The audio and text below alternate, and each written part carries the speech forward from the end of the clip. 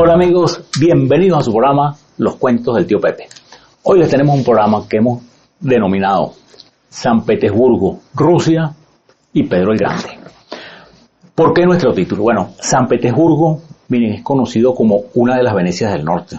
Una ciudad que tiene 40 y tantas islas, numerosos canales y una belleza de ciudad. Mire, tiene la Catedral de San Isaac, tiene la Catedral de San Salvador sobre la sangre derramada, que sobre esa le vamos a hacer un programa porque la historia es espectacular, pues es dura, pero es bien interesante. Y tiene este museo que nos está ambientando nuestro programa, que se llama el Museo del Hermitage. Miren, para muchos es el tercer museo del mundo después del British y el Louvre, pero hay otros que no está, pero siempre está entre los 10 museos más importantes del mundo. Vean qué palacio tan magnífico. Era la residencia de invierno de los zares. Ahí en 1905 fue la masacre del Domingo Sangriento con el zar Nicolás II, que fue cuando ya podemos decir que son los antecedentes de la Revolución Rusa. Pero ese es el primer título y la ciudad se llama San Petersburgo por Pedro el Grande. Pero vamos con la segunda parte del título, que es Rusia. Rusia, les voy a decir, para el siglo XVII era un país absolutamente atrasado. Imagínense ustedes qué cosa tan dura, que estando en Europa, Rusia no había pasado ni por el Renacimiento ni por la Edad Moderna, y esa gente vivía en la Edad Media con la Iglesia, con un gran poder, era la que educaba, la que no habían pasado por el siglo de las luces, el siglo de la razón, estaban absolutamente atrasados. Y muy importante, en su geografía no tenían costas, vamos a decir, por lo menos importantes. O sea, el Mar Negro está dominado por los turcos, el Caspio por los persas. Ellos era un pedacito de mar arriba cerca del Polo Norte, que eso era hielo todo el año, y era un país completamente mediterráneo, ¿no? Recuerden que Mediterráneo es metido, rodeado de tierra. Y el tercer título de nuestro programa, que es Pedro el Grande, es al que se le debe que Rusia haya salido de esa Edad Media, se haya modernizado y se haya construido esa magnífica ciudad de San Petersburgo, esa Venecia del Norte. Y vamos a comenzar con nuestro personaje, que es Pedro el Grande. Pedro el Grande era hijo de zares, él era hijo del zar Alejo I, pero de su segundo matrimonio con una dama que se llamaba Natalia. Y él de su primer matrimonio había tenido bastantes hijos, pero para efectos de esta historia nos interesan dos. Una dama que se llamaba Sofía, que era bastante mayor que él, y un hermanito mayor que él también, que se llamó Iván V. Y Alejo tenía también el hijo mayor que se llamaba Teodoro, o Feodoro en ruso, que ese sí heredó el trono. Después de que se muere Alejo, Teodoro o Feodoro en ruso, él comienza a ser el zar de Rusia. Pero el Teodoro se nos muere cuando tendría escasamente 20 y poquitos años o 20 años, y viene la sucesión y le toca al hermanito ese un poquito mayor que él, que se llamaba Iván, que iba a ser Iván V. Pero ese Iván primero era medio ciego, tenía defectos físicos, era también tenía sus defectos mentales. Entonces los boyardos, que eran los nobles que se reunían en consejos y en cosas, deciden que ese Iván no puede ser el zar. Y allá existía la ley sálica, o sea que las mujeres no podían ser reinas, ni emperatrices, ni zarinas, pues tenían que ser los varones. Entonces, ellos deciden que tiene que ser Pedro, pues que era hijo del segundo matrimonio.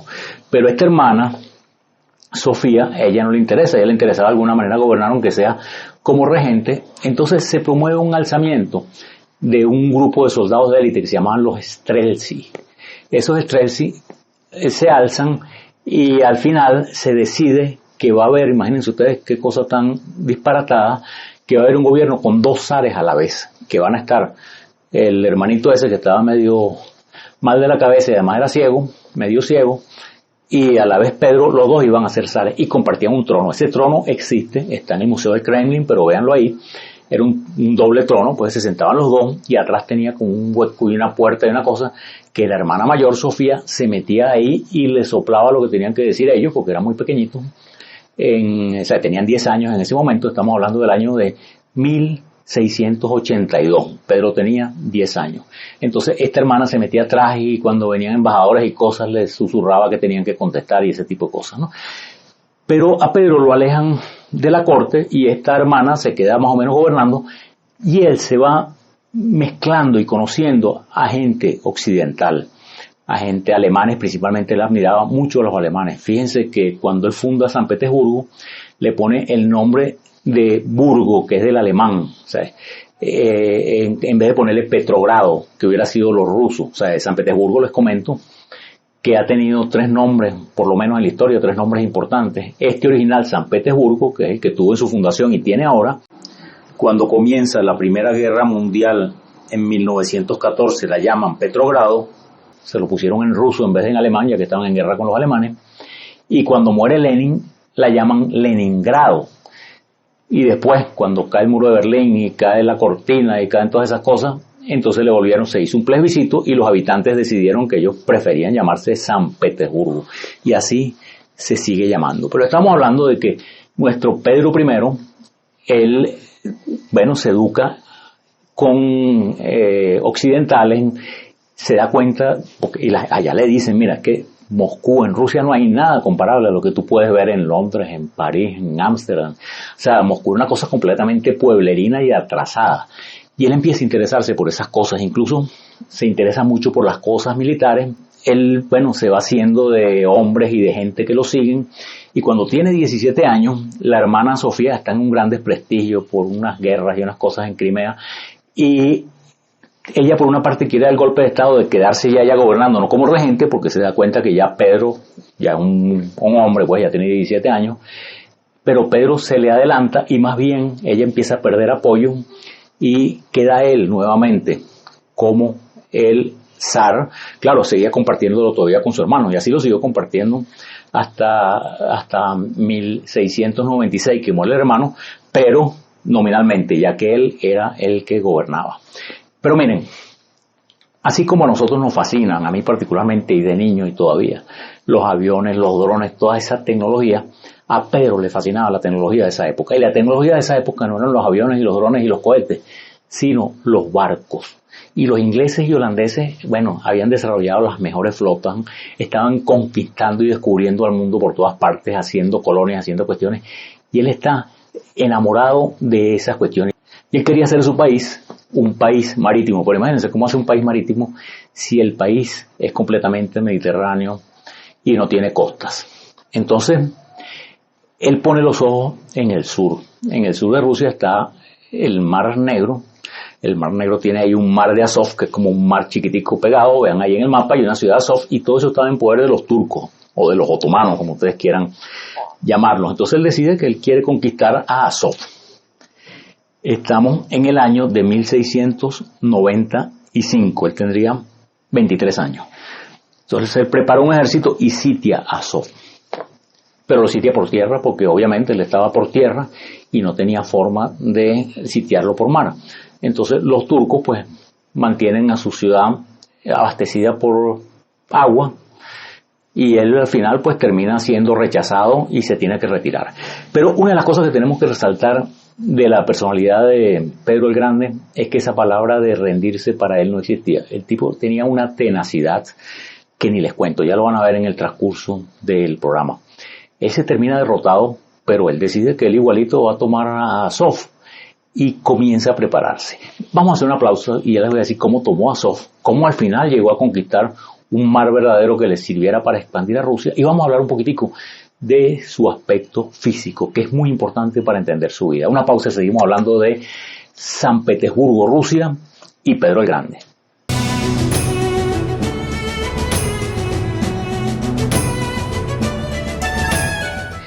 Amigos, seguimos aquí en este programa de San Petersburgo, Rusia, y Pedro el Grande, y estamos hablando de Pedro el Grande. Como les dije, vale la pena hablar un poquito de su aspecto. Bueno, primero vean la cara, ahí no les voy a hacer mayores comentarios, sino dicen que él inclinaba la cara hacia un lado, tenía una especie de tic. No era un tipo muy normalito que se dijera. Vamos a empezar. que medía 2 metros y 4 o 5 centímetros. Era un gigante. Y en esa época la gente era más bajita que ahora. Era una persona que iba caminando por la calle y le sobresalía la cabeza del cuello sobre los demás. Pero no era proporcionado. No se vayan a imaginar que era un gigante proporcionado, sino una cabeza muy chiquitica para el tamaño del cuerpo y los hombros también estrechos.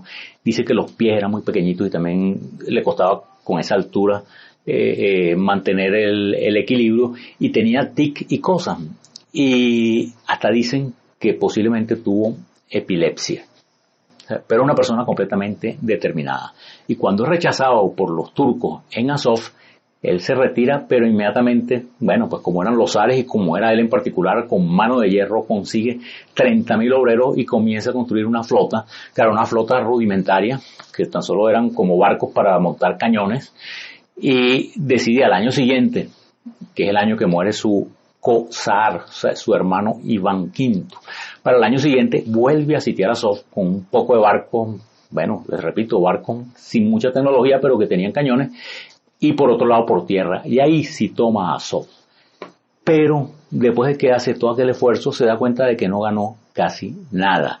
Si ustedes ven otra vez el mar de Azov, vean que hay un estrecho ahí donde está la península de Crimea, que eso sigue estando en manos de los turcos, y después tenía que salir por el Bósforo y los Dardanelos para llegar al mar Mediterráneo, o sea que él igual lo más que puede tener eran unos barquitos pequeños ahí en frente a Azov. Entonces después él hace un viaje, que es un viaje absolutamente legendario. Este personaje es un personaje de leyenda. Él hace un viaje con un séquito relativamente grande. Él quería conocer Occidente, quería impregnarse de esos conocimientos de ese siglo de las luces y de la razón y de todos los adelantos técnicos que había en Occidente, y hace un viaje, pues pasa por Francia, Austria. A veces estaba de incógnito con un seudónimo, pero todo el mundo sabía quién era. Cuando veían un poco de ruso y un hombre de 2 metros y 5 centímetros de estatura, todo el mundo decía, ese es el zar. Entonces, pero él con su seudónimo, cuando llega a Holanda es lo que más lo impresiona. Consigue trabajo de aprendiz en un astillero, pues en una fábrica de barcos. Y él trabaja y aprende la tecnología. Pero no solamente eso. Miren, aprende odontología, cirugía, o sea, aprende una serie de cosas, aprende cómo apagaban los incendios. Y en Ámsterdam, en las afueras de Ámsterdam, donde él vivió, en un sitio que se llama Zaandam, la casa donde él vivió, que pues estuvo olvidada en algún momento, que Voltaire hace referencia a ella, la retoman y después el gobierno ruso varias veces, en varias épocas de la historia, ayudó a restaurarla, y hoy en día es un museo. Entonces él de regreso pasa por Viena, y cuando está en Viena se entera de que hay un alzamiento de los Streltsí, estos soldados que ya se habían alzado. Entonces él está, imagínense ustedes, a 1500, 1600 kilómetros de distancia. En esa época eso eran, yo no sé cuánto, 1 o 2 semanas de caballo, pues echándole pichón. Entonces él se da cuenta que ojalá alguien allá lo detenga. Y efectivamente, cuando él había estado de joven, que se había relacionado con occidentales, él tenía un oficial escocés de apellido Gordon, que toma el ejército y derrota a los Streltsí, que cuando él llega a Moscú ya estaban derrotados. Entonces él, por supuesto, como era en la época, toma las medidas más drásticas de prisión, torturas, etcétera, y ejecuta a 1200 personas. Vamos a decir, eso no puede parecer cruel, pero era más o menos normalito en esa época. Lo que no era normalito en esa época, que a unos cuantos, él mismo los ejecutó. A unos cuantos, imagínense, aquel hombrachón de 2 metros y pico agarró el hacha y le cortó la cabeza, o sea, así como dándole a entender a todo el mundo, mira, hasta con mis manos te voy a estrangular si te metes conmigo. Pero él estaba en eso, se da cuenta, bueno, cuando estuvo en Holanda es muy importante, pues que él se trajo muchísimos, no solamente los conocimientos que él adquirió, sino se trajo ingenieros, constructores, expertos en navegación, en todo, aunque todavía no tenía mayor mar, pero... Y él se da cuenta, pues, que la salida al mar más lógica y posible está por el norte. Pero todo lo que es ese norte hoy en día está dominado por la potencia dominante, valga la redundancia, del norte, que era Suecia. Suecia, 40 años o así antes, había tenido un rey que había modernizado el ejército y se había expandido, y en ese momento dominaba todo lo que era Noruega, Suecia, Finlandia, Estonia, Letonia, Lituania, hasta la Pomerania en Alemania. Era una superpotencia ahí en el norte.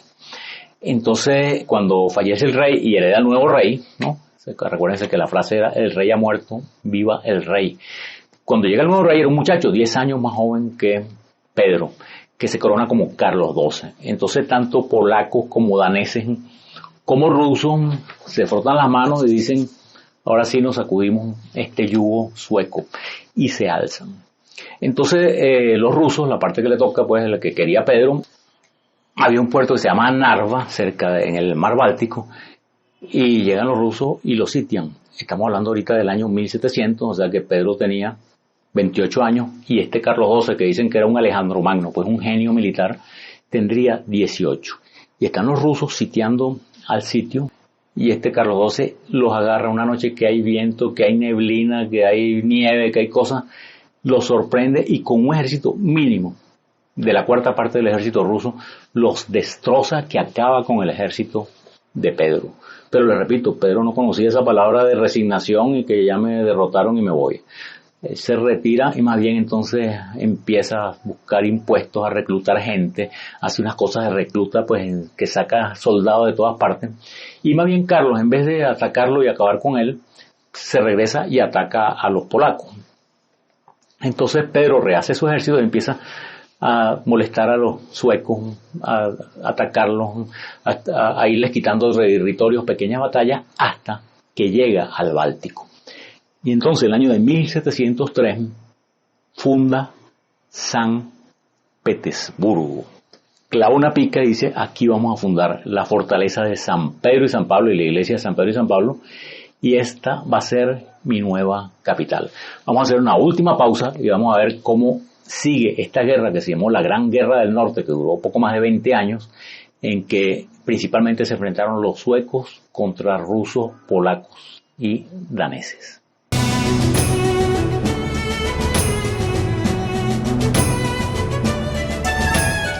Amigos, seguimos en este programa hablando de San Petersburgo, que ya llegamos a su fundación en el año de 1703. De Rusia, que ya estamos viendo cómo Pedro la quiere sacar de ese atraso de esa época medieval. Y de Pedro el Grande.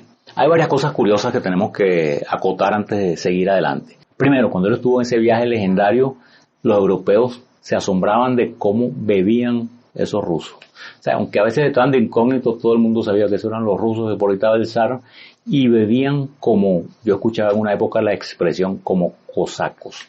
Otra cosa, que cuando él regresa de ese viaje, que decide modernizar Rusia, bueno, primero se separa de su mujer y la mete en un convento, agarra a su hijo que se llama Alexei y lo trata de convertir en un soldado, pero ese muchacho no quería nada de lo que le ofrecía el papá. El muchacho prefería su época medieval que el progreso y la modernidad.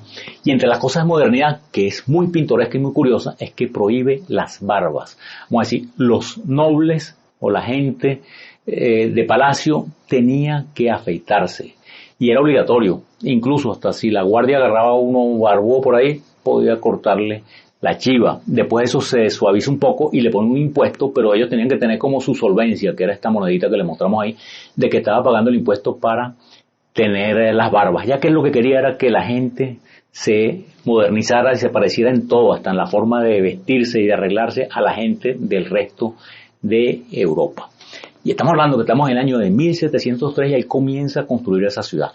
Miren, esas cosas brutales. Él hace que nada más se podía construir en piedra en San Petersburgo, hace que todos los que trabajaban, los carpinteros, los albañiles, toda esa gente trabajara fuera en San Petersburgo. Y comienza a construir una ciudad completamente europea, que les digo, es una belleza de ciudad, hecha con cierta planificación y con unas obras enormes. Pero él seguía esa guerra con Suecia, y Carlos II, el rey de Suecia, decide atacar a Rusia. Ahora, en ese momento San Petersburgo estaba en construcción y él sabe que tiene que llegar al corazón, que es a Moscú, y empieza el año de 1708 a atacar a Rusia. Va avanzando, primero gana unas batallas, no mucha importancia, pero él va avanzando y Pedro el Grande se le ocurre, miren, la misma táctica que después usaron los rusos contra Napoleón Bonaparte y contra Hitler, que es el general invierno y la tierra arrasada.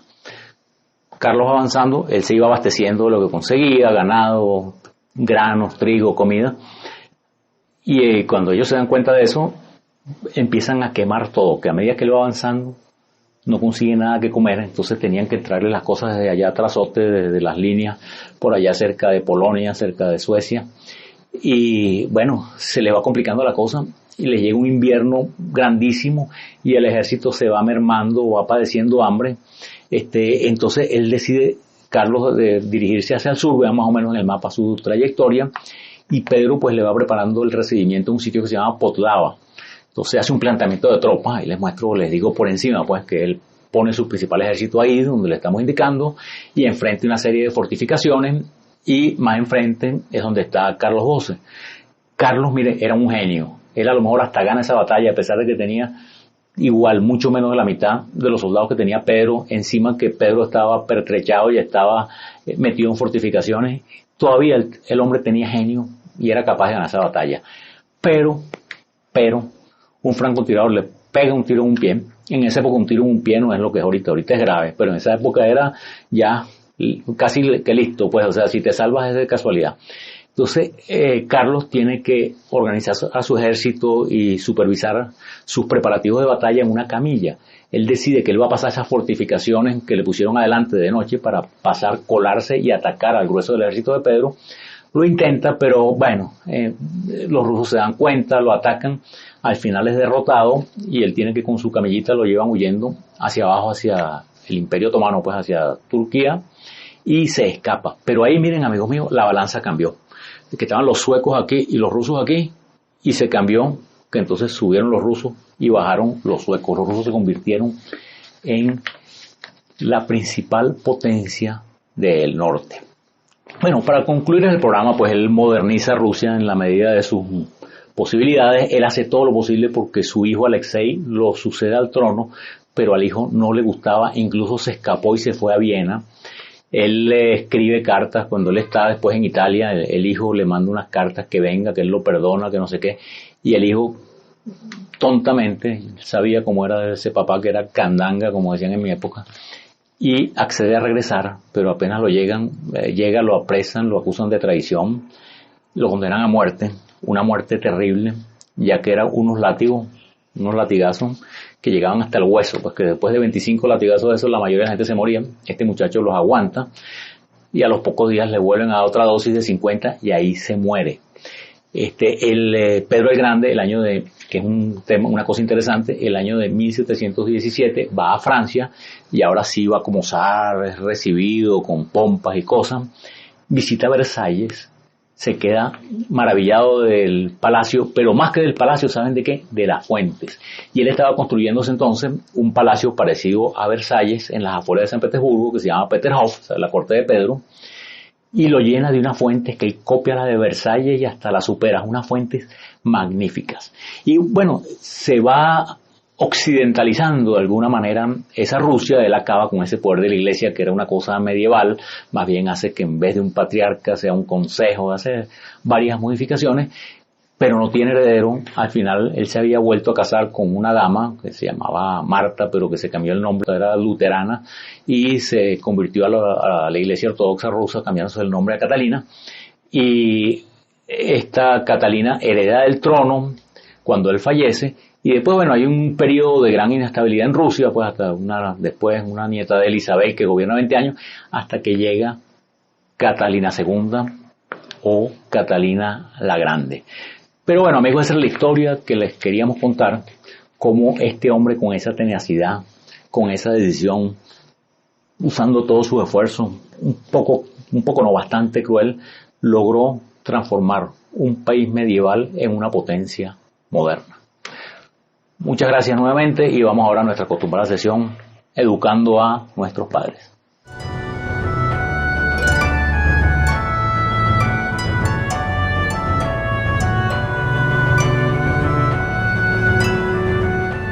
Educando a nuestros padres. Amigos, en Educando a nuestros padres yo quiero recalcar dos virtudes que combinadas son invencibles y que las tenía nuestro personaje de hoy, Pedro el Grande, Pedro I, zar de Rusia, que son visión y tenacidad, porque él tenía visión para dónde ir, él sabía que quería ir al mar, sabía que quería modernizar a su país, y tenacidad, aún después de derrotas, de que lo derrotan los turcos, de que lo derrotan los suecos, él se repone y termina venciendo a ambas potencias. Y como un ejemplo de esa visión, vean este monumento que está colocado ahí en San Petersburgo, que sale Pedro el Grande cabalgando sobre una ola, ya que ese fue su afán, llevar a su país al mar y convertirlo en una potencia europea y marítima. Así pues, que en este Educando a Nuestros Padres, yo les quiero recomendar que estimulen ese par de virtudes: visión, sepan para dónde quieren ir, y tenacidad. Una vez que sepan para dónde quieren ir, miren, esfuércense y esfuércense, que lo van a lograr. Muchísimas gracias, muy buenas noches y los esperamos en un próximo programa, Los Cuentos del Tío Pepe.